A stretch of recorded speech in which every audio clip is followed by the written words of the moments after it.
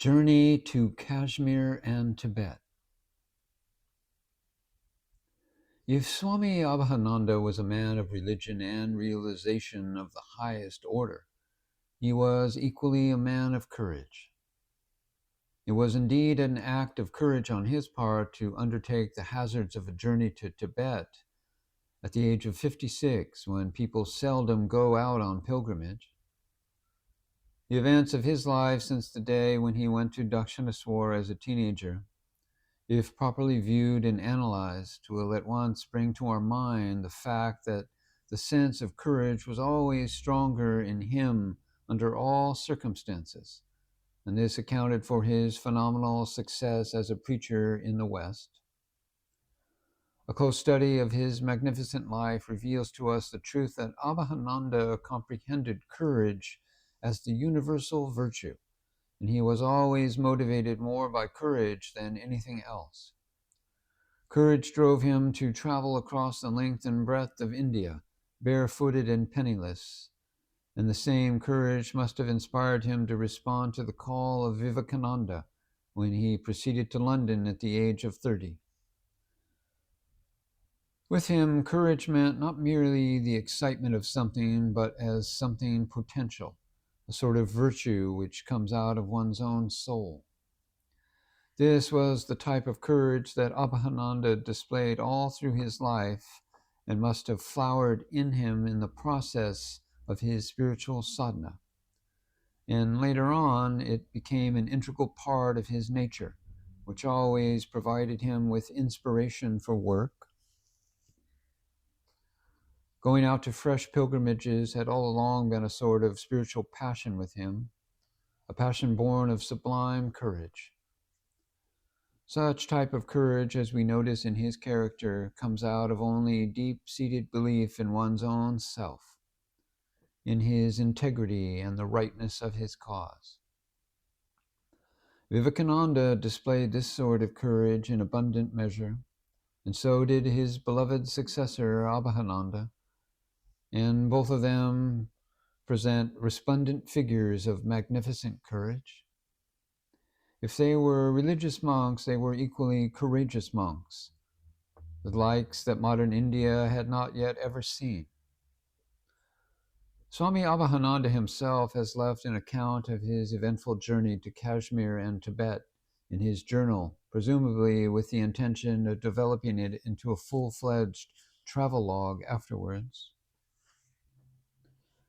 Returning from the trip, he asked his attendant, Brahmachari Bhairav Chaitanya, who accompanied him in his journey to Tibet, to prepare an outline of the story of his journey with the help of his day-to-day notes. Accordingly, the attendant made out a fairly lengthy account with the help of the Swami's notes and other valuable and informative books relating to Kashmir and Tibet. But it could not be duly revised by Abhedananda owing to his various preoccupations since his return from the trip, which took about 1.5 years to complete.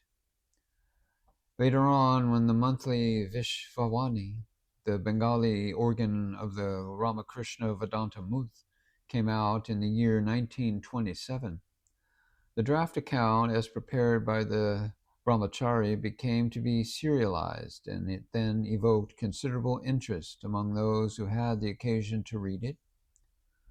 Thereafter, when the pressing request came to publish the whole account in a book, Abhedananda then made a thorough revision of the whole thing with the help of his own notes and other source books on the subject, and he added a new chapter entirely written by himself on the cultural and historical aspects of Tibet, China, Japan, and Korea.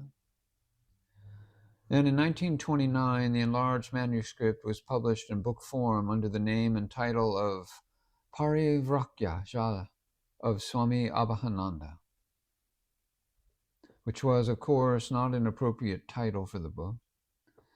Subsequently, the title was changed to Kashmir and Tibet, and it was in 1954, that is 15 years after the passing away of Swami Abhedananda, that a revised second edition of the book came out, duly edited and forwarded by Swami Prajnaananda.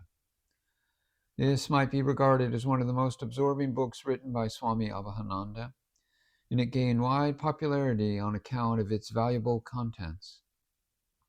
Apart from the interesting accounts of his journey, the historical importance of the book lies elsewhere. While visiting the Himas monastery in Ladakh, Abhedananda discovered a Tibetan manuscript, which he was told contained the account of the unknown life of Jesus Christ. He requested a lama for an English translation of it, which bears a close similarity with one previously collected by the well-known Russian traveler Nicholas Notovich.